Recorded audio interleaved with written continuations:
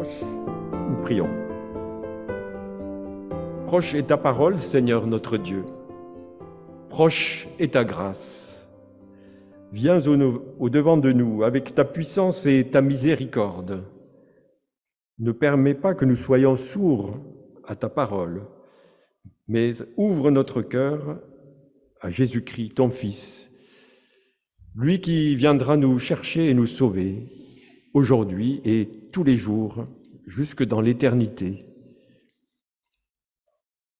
Amen. Parle-moi, parle-moi, c'est l'heure de prière. Je t'écoute, ô Père, prêt à t'obéir, prêt à t'obéir. Jésus sortit avec ses disciples vers les villages de Césarée de Philippe. Sur le chemin, il interrogeait ses disciples. « Qui les hommes disent-ils que je suis ?» Ils lui dirent, pour les uns, Jean le baptiseur. Baptiseur, oui. Pour d'autres, Élie. Pour d'autres encore, l'un des prophètes. Et il les interrogeait. « Mais vous-même, qui dites-vous que je suis ?» Pierre répondit et lui dit, « Tu es le Messie. » Il les rabroua pour qu'ils ne parlent de lui à personne. Il commença à leur enseigner qu'il faut que le Fils de l'homme souffre beaucoup, qu'il soit rejeté par les anciens, les grands prêtres et les scribes, qu'il soit tué et qu'après 3 jours il se lève. Il parlait la parole ouvertement. Pierre le prit à part et commença à le rabrouer.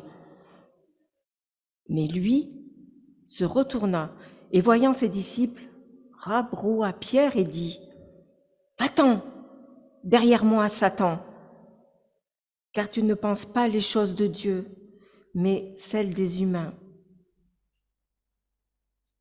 Puis il appela auprès de lui la foule avec ses disciples et leur dit, « Si quelqu'un veut me suivre, qu'il se renie lui-même, qu'il prenne sa croix et qu'il me suive. En effet, quiconque voudra sauver la vie, la perdra. Mais quiconque perdra sa vie à cause de moi et de l'heureuse annonce, la sauvera. Et à quoi sert-il à un être humain de gagner le monde entier s'il perd sa vie? Que donnerait un être humain en échange de sa vie? En effet, quiconque aura honte de moi et de mes paroles dans cette génération adultère et pécheresse, le Fils de l'homme aussi aura honte de lui quand il viendra dans la gloire de son Père avec les saints anges. On peut garder l'idée que le temps du carême est un temps de retour sur soi pour se reposer, se replacer en présence de notre Dieu. Un temps d'approfondissement nécessaire à la maturation de notre foi. Mais si l'on croit que c'est un temps de tout repos, où l'on est attentif à son bien-être, on se trompe. Le carême est le temps du combat spirituel. Et vous ne serez pas surpris outre mesure si je vous dis, avec le récit évangélique d'aujourd'hui, que notre premier ennemi, c'est nous-mêmes. Et si nous écoutons attentivement ce récit, comme nous l'avons fait, nous apprenons que pour devenir les disciples de Jésus, il va nous falloir apprendre à dire non à nous-mêmes, c'est-à-dire à certaines de nos aspirations, dire non à une certaine idée que nous nous faisons de ce que veut dire réussir notre vie, réussir ma vie.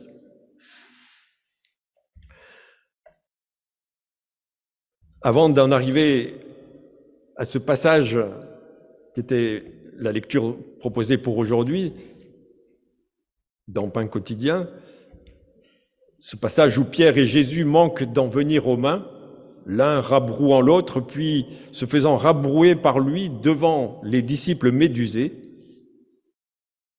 J'ai voulu commencer par le contexte de cette dispute tel qu'il est posé par Marc au cours de l'épisode précédent.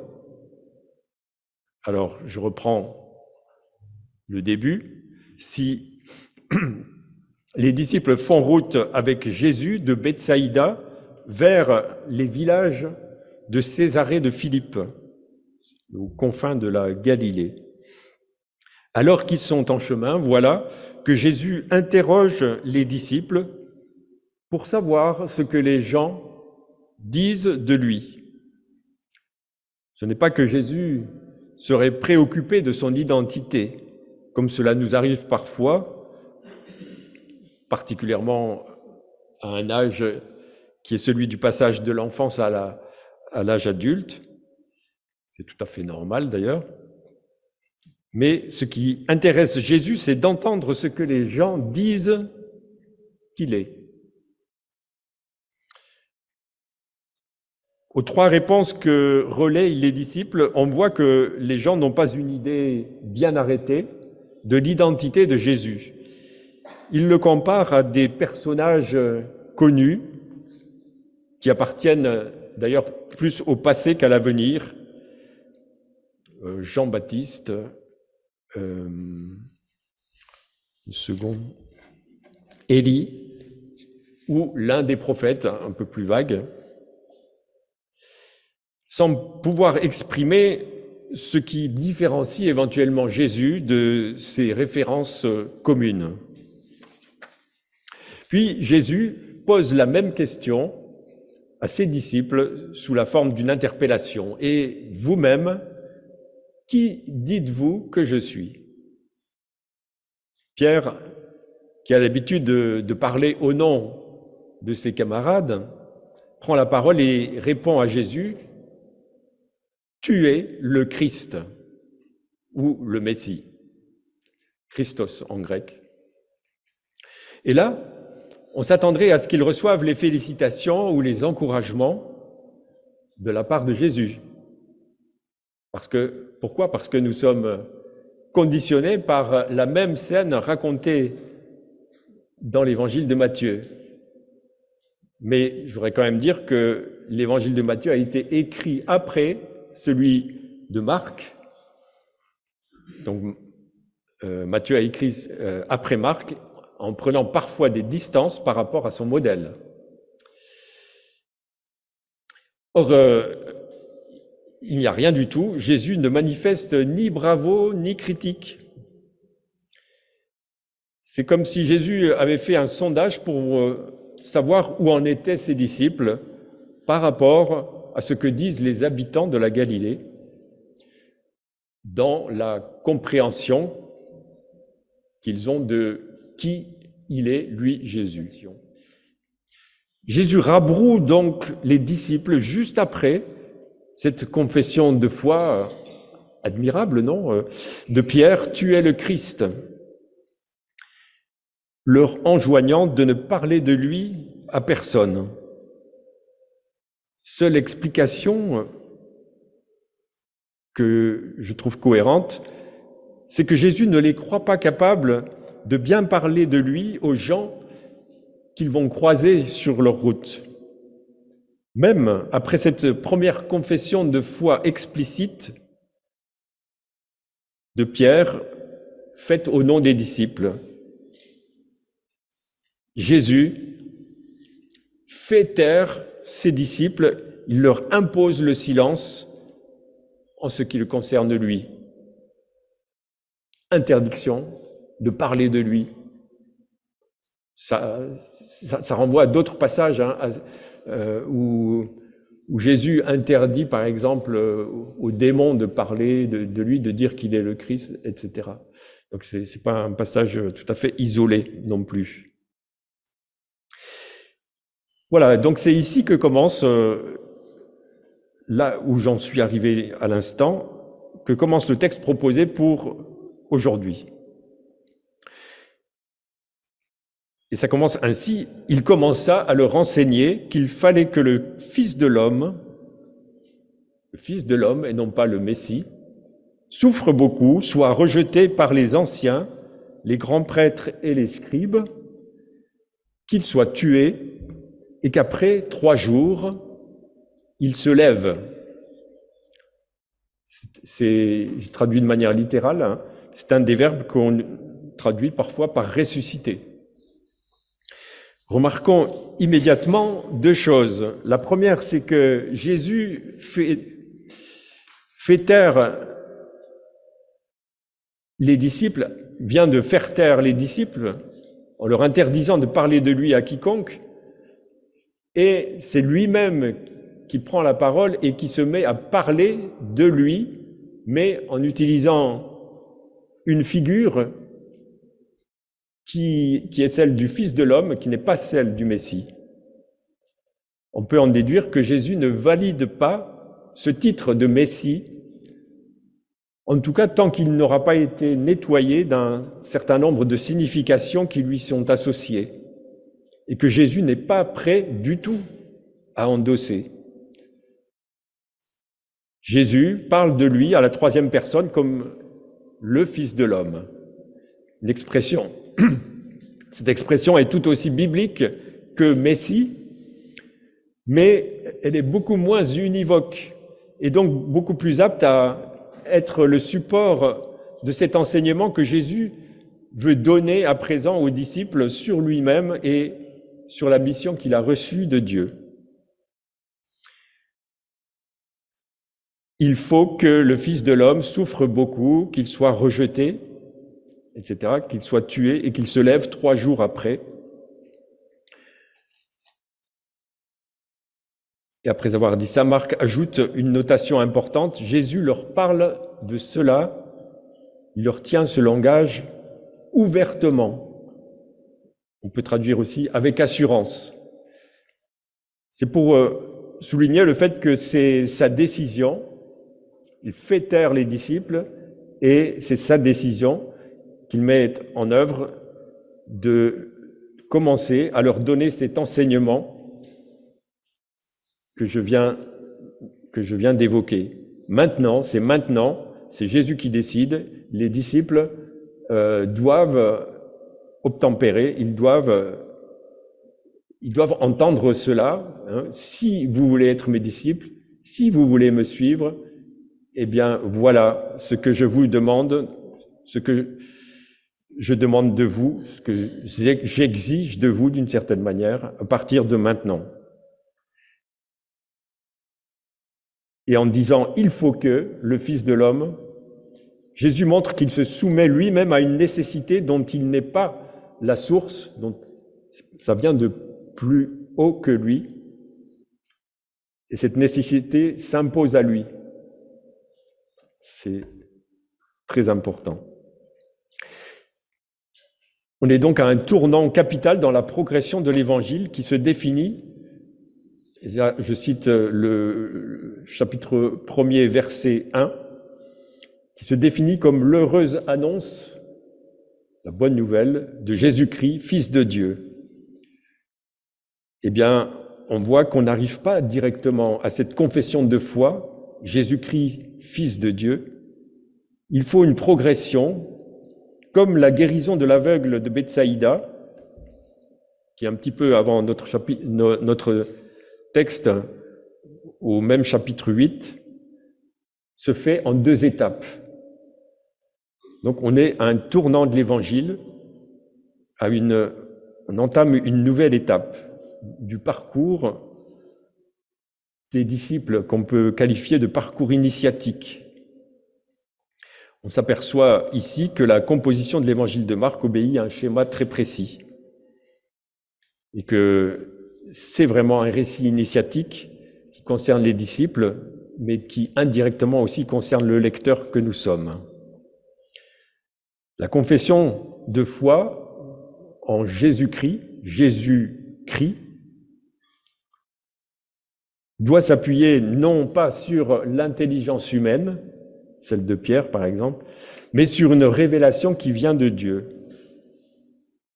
Et cette révélation, on constate qu'elle est graduelle, qu'elle est progressive.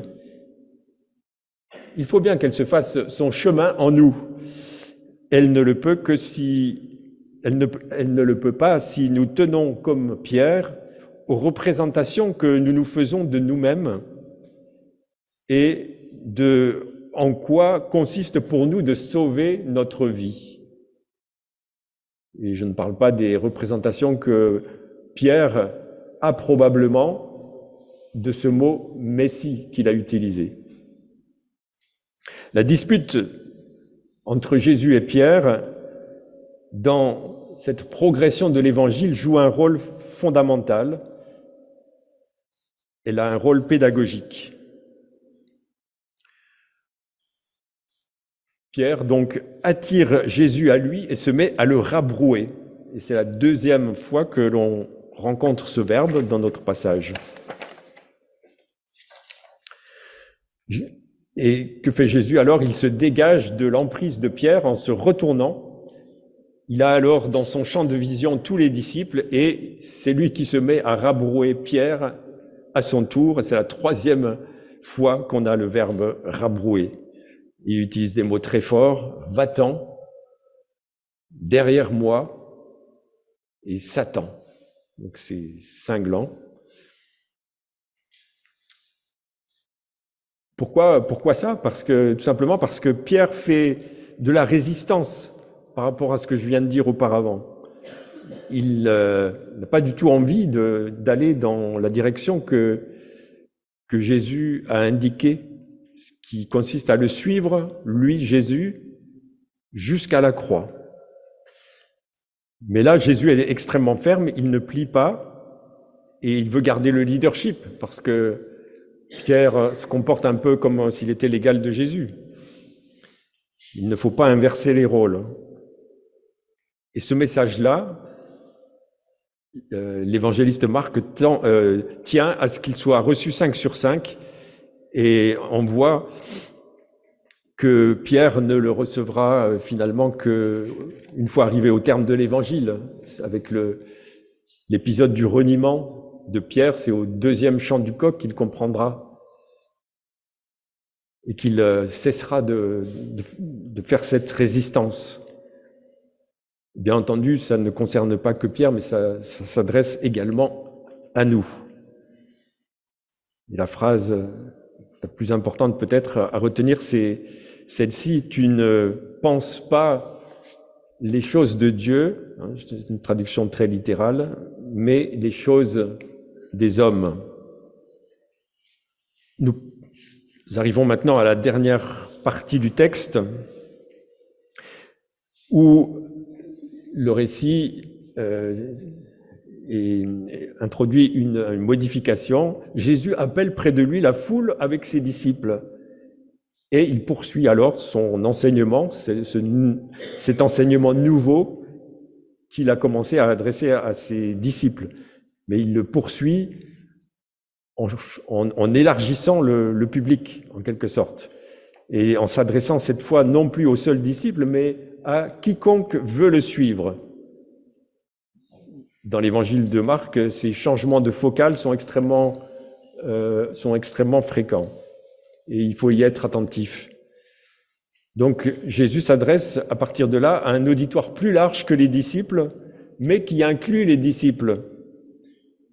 Parce que les disciples ne sont pas logés, parce que les disciples sont logés à la même enseigne que les autres. On peut se demander un peu d'où sort cette foule que Jésus convoque près de lui, qu'il veut amener près de lui. On ne sait pas d'où sort cette foule, mais en tout cas, ça fait partie de la mise en scène voulue par l'évangéliste Marc, l'essentiel étant de percevoir que l'on va changer de registre. Et Jésus va se placer sur un plan beaucoup plus large et général. La question étant que doit faire quelqu'un s'il veut être le disciple de Jésus? S'il veut vraiment suivre Jésus, que doit-il faire? Et donc la réponse, première réponse, il y a deux choses qu'il doit faire. Qu'il se renie lui-même, et c'est la première, et qu'il prenne sa croix, c'est la deuxième. Donc je suis obligé de passer un petit peu vite. Hein. Donc se renier soi-même, que veut dire se renier soi-même? Cela ne veut pas dire se renier comme sujet, bien entendu, mais ça veut dire peut-être renoncer à... Il faut partir de la distinction entre le je et le moi.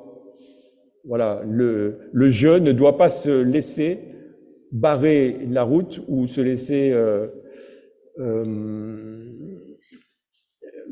être sous la coupe de son moi. Voilà. Et ce reniement ou ce renoncement, c'est celui du moi, c'est-à-dire le moi, c'est tous les désirs que nous portons en nous et qui ne viennent pas de Dieu, mais qui sont la manière dont nous voyons notre propre épanouissement, notre propre bien-être et la manière de sauver notre vie, mais selon nos règles et selon nos désirs. Donc se renier soi-même et prendre sa croix.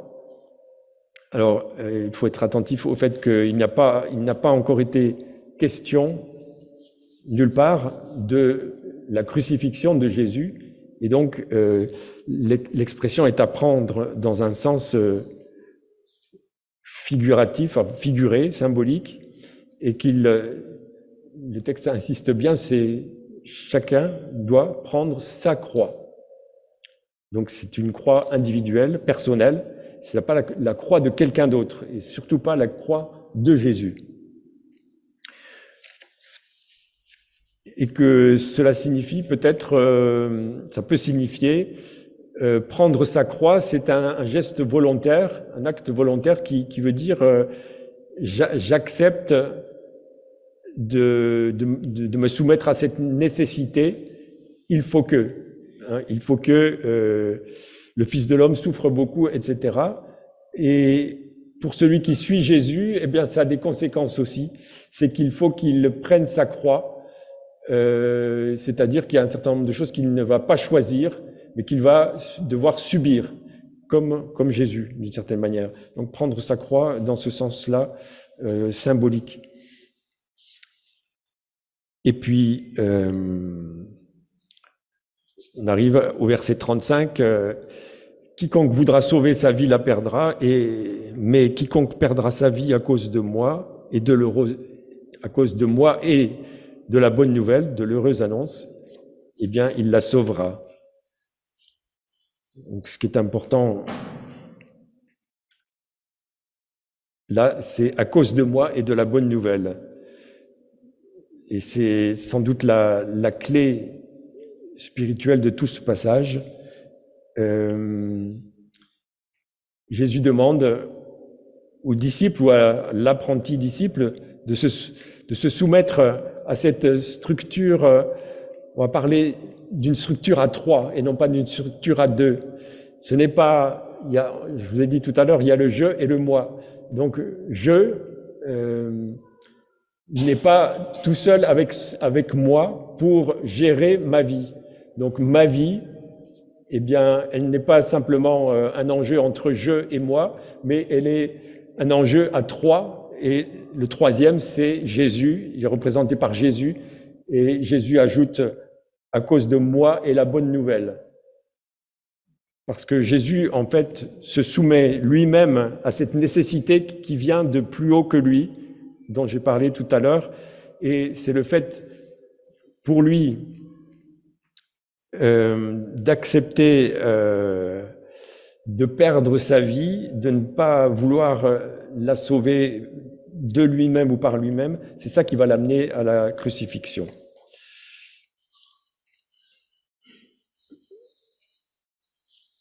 Par contre, le verset suivant dit « À quoi sert-il à un être humain de gagner le monde entier s'il perd sa vie ?» Il va gagner le monde, mais ce sera au détriment de sa vie.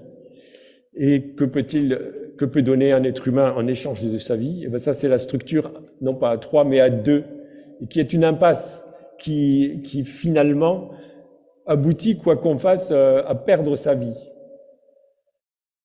Voilà. Et donc, c'est pourquoi les disciples n'ont pas d'alternative.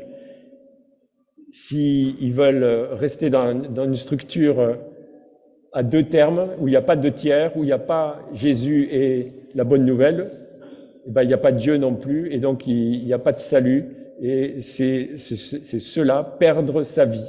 Perdre sa vie. Et le dernier verset parle de la honte, qui est l'indicateur d'une relation mauvaise, qui n'est pas une relation partagée. Voilà. J'arrive à ma conclusion. Eh bien, ce passage est évidemment fondamental dans la progression de l'évangile de Marc, et il nous montre bien qu'il n'est pas question de couper l'annonce de la passion. C'est la première annonce que Jésus fait de sa passion.